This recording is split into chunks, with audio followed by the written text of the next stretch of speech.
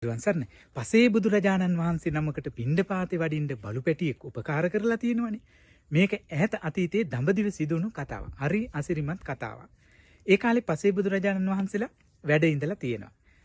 දඹදිව එක්තරා ගොපළු නිවසක් තිබිලා තියෙනවා. ගොපළු නිවස කියලා කියන්නේ ගවය ඇති කරන නිවසක්. මේ නිවසේ ගව හිමියා පසේ බුදුරජාණන් වහන්සේ නමකට නිරන්තරයෙන් උපස්ථාන කරනවා, දානි පූජා කරනවා. ඉතින් මේ නිවසේ බලු පැටියෙකුත් ඉඳලා තියෙනවා. දවසට දෙවතාවක් මේ ගව හිමියා පසේ බුදුරජාණන් වහන්සේ වැඩ ඉන්නේ අරණ්‍යට ගිහිල්ලා උපස්ථාන කටයුතු කරනවා. එහෙම උපස්ථානෙට යනකොට අර ගෙදර ඉන්න බලු පැටියත් එක් කරගෙන යනවා. බලු පැටියත් හරි කැමැත්තෙන් තමයි මේ ගමන යන්නේ. දවසක් පසේ බුදුරජාණන් වහන්සේට අර ගව හිමියා කියනවා, ස්වාමීනි මට ඔබ වහන්සේ දාණයට වඩම්මගෙන එන්න බැරි වුණොත් මේ බලු පැටිය මං එවනවා. එතකොට ඔබ වහන්සේ දාණයට වඩින්න කියලා. ඉතින් පසේ බුදුරජාණන් වහන්සේ ඒක පිළිගත්තා. ඒ විදිහට මේක දවසක දානි පිළියෙල කරලා අර ගව හිමියා බලු පැටියට කියනවා පසේ බුදුරජාණන් වහන්සේ වඩම්මගෙන එන්න කියලා. බලු පැටියත් ඉතා කැමැත්තෙන් අරණ්‍යට ගිහිල්ලා පසේ බුදුරජාණන් වහන්සේට කතා කරනවා. 3 පාරක් බුරලා තමයි කතා කරේ. එයාට කරන්න පුළුවන් ප්‍රකාශනයනේ ඒක. ඉතින් පසේ බුදුරජාණන් වහන්සේ දැනගත්තා දානය පිළියෙල කරලා වඩම්මගෙන යන්න තමයි ඇවිල්ලා තියෙන්නේ කියලා. පසේ බුදුරජාණන් වහන්සේත් වැඩියා. එහෙම වඩම්මගෙන එනකොට හරි අසිරිමත් සිද්ධි කීපයක් සිදු වෙලා තියෙනවා. ඒ මාවත රුදුරු වනසතුන් ඉන්නවා.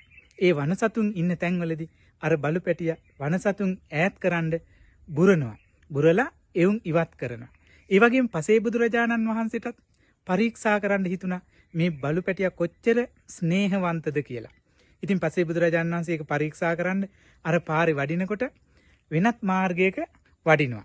එතකොට බලු පැටියා කල්පනා කරනවා පසේ බුදුරජාණන් වහන්සේට පාර වැරදිලා ඒ නිසා නියම පාරට වඩම්ම ගන්න ඕනි කියලා ගිහිල්ලා සිවුරු කොනේ කටින් එල්ලිලා එමීට අදිනවා.